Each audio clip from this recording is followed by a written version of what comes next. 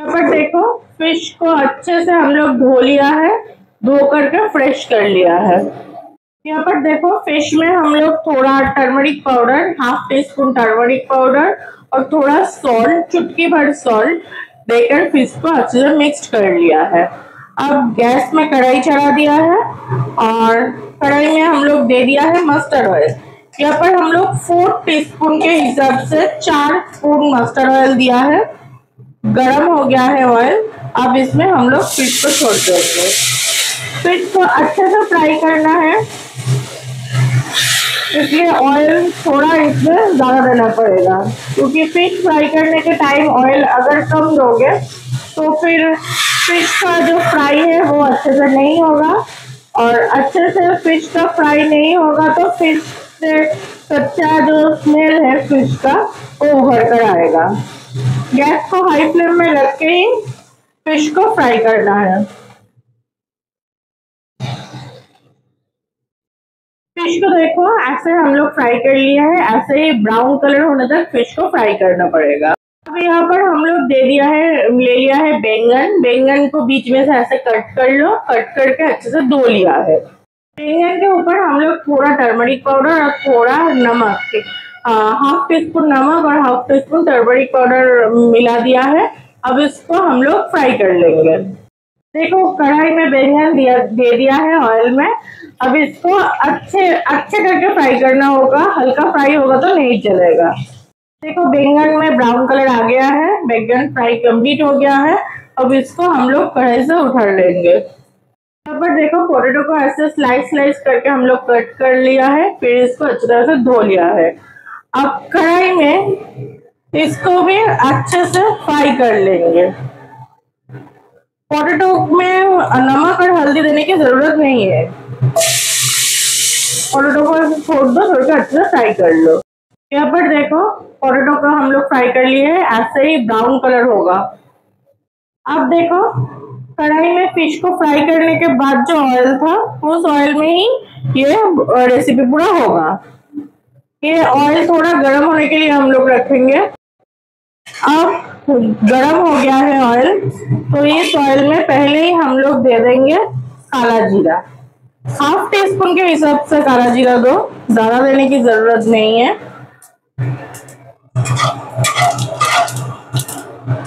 अब इसमें जाएगा अनियन यानी कि कांदा, जिसको हम लोग प्याज भी बोलते हैं, वो जा रहा है। यहाँ पर बड़े जो कांदा होता है बड़े साइज का, वो कांदा 2 लिया है हम लोग।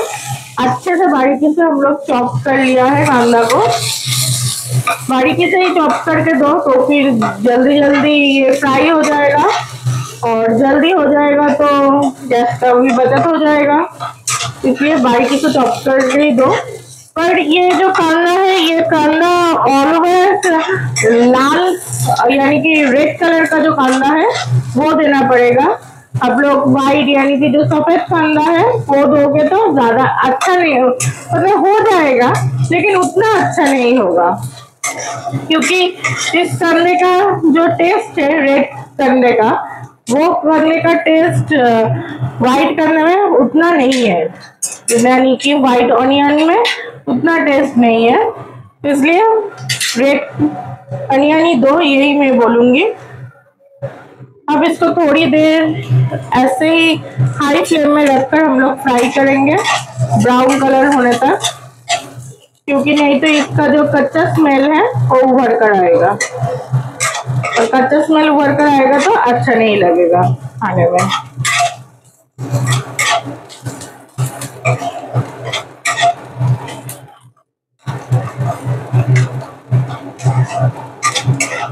तो इसको ऐसे ही मिक्स करते रहो। इस टाइम इसमें हम लोग दे देंगे नमक यानी कि सॉल्ट।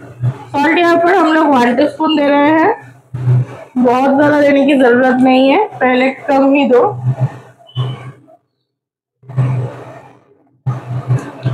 और दे देंगे हल्दी यानी कि टर्मरिक पाउडर।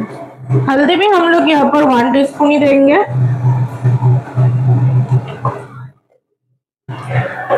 अब इसको अच्छे से मिक्स कर लेंगे।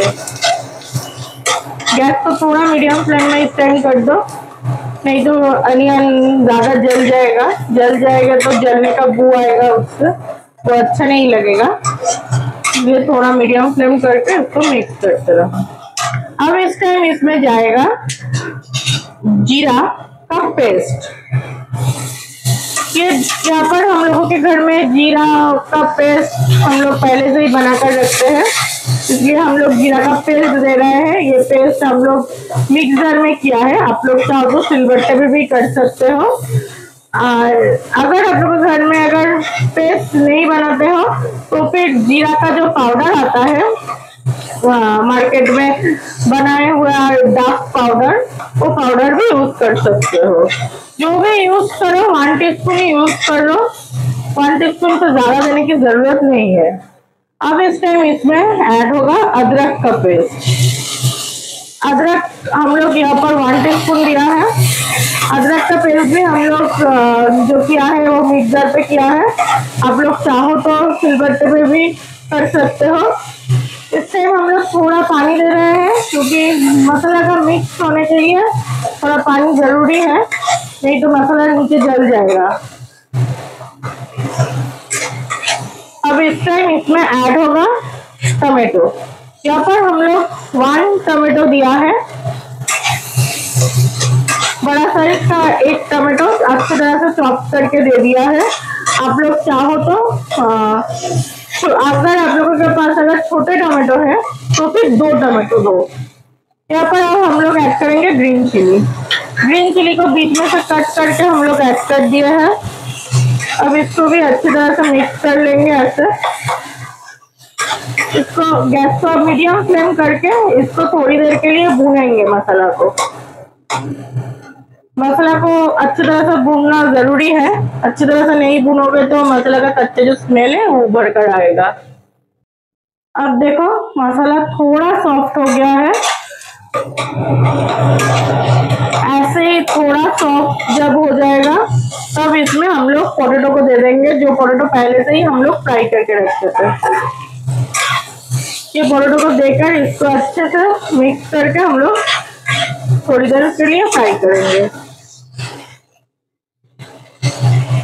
ज्यादा करने की जरूरत नहीं है, लेकिन मसाला जो है वो अच्छी तरह से भूनना भी चाहिए, मसाला का कच्चा स्मेल नहीं आना चाहिए।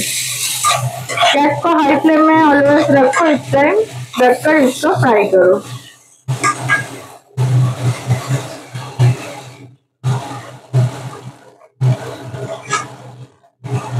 अब देखो मसाला पूरा भून गया है, मेरे से ही पता चल रहा है। अब इसमें हम लोग ऐड करेंगे पानी। हम लोग यहाँ पर 2 कप दिया है पानी, ज्यादा पानी देने की जरूरत नहीं है क्योंकि ये जो रेसिपी है ये रेसिपी में मीडियम ग्रेवी रहता है।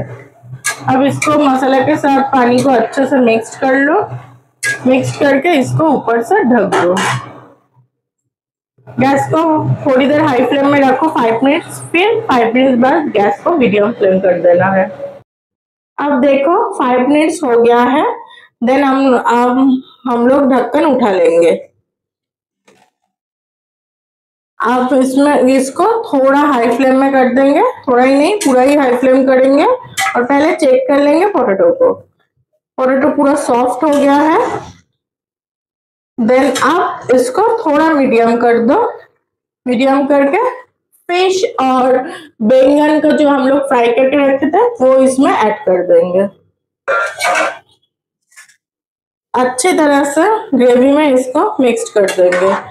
अच्छी तरह से इस टाइम ग्रेवी में मिक्स नहीं करोगे तो बैंगन और फिश में ग्रेवी नहीं अंदर जाएगा, बैंगन और फिश के अंदर, और ग्रेवी बैंगन और फिश के अंदर नहीं जाएगा तो बैंगन और फिश दोनों ही ड्राई लगेगा, जो जूसीनेस है वो नहीं लगेगा।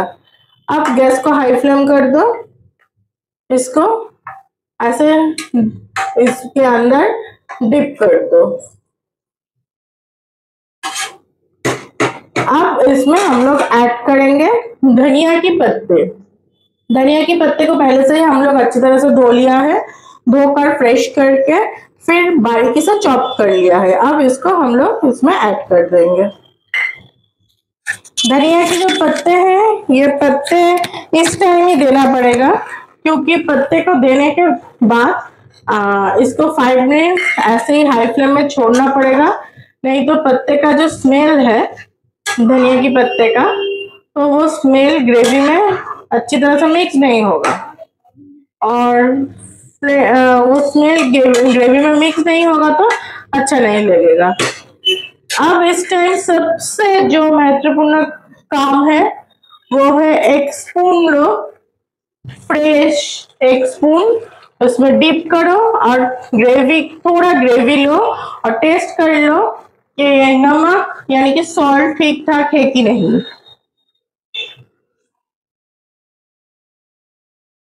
मैंने टेस्ट कर लिया है, तो इसमें थोड़ा सॉल्ट लगेगा। देखो पहले ऑलवेज कम सॉल्ट ही देना है, पहले कम नहीं दोगे तो बाद में अगर सॉल्ट लगेगा तो आप लोग बाद में ऐड कर सकते हो सॉल्ट, लेकिन पहले ही अगर ज्यादा सॉल्ट दे दोगे तो फिर अगर ग्रेवी में बाद में चेक करोगे कि सॉल्ट ज्यादा हो गया है तो फिर उस टाइम कुछ नहीं कर पाओगे, क्योंकि पूरा खाना पूरा बेकार हो जाएगा। इसलिए पहले फर्स्ट टाइम थोड़ा दो, फिर बाद में चेक करो। अब इसको ऐसे ही हाई फ्लेम में 5 मिनट तक इसको छोड़ दो। देखो अब ये फिश पूरा रेडी हो गया है। 5 मिनट्स होने के बाद हम लोग बड़े से एक कटोरी में इसको ले लिया है। ये ऐसे ही होगा, मतलब ग्रेवी ज्यादा भी नहीं और मीडियम भी नहीं, थोड़ा कम ही ग्रेवी रहेगा। और ये रेसिपी आप लोग नॉर्मल स्टीम राइस यानी कि सादा भात के साथ खाओगे तो सबसे अच्छा लगेगा, नहीं तो आप लोग प्लेन रोटी के साथ भी खा सकते हो। ये रेसिपी ट्राई करो, अगर आप लोगों को अच्छा लगे तो प्लीज मेरे चैनल को सब्सक्राइब कीजिए, लाइक कीजिए, शेयर कीजिए और बेल आइकन को प्रेस कीजिए। Thank you for watching.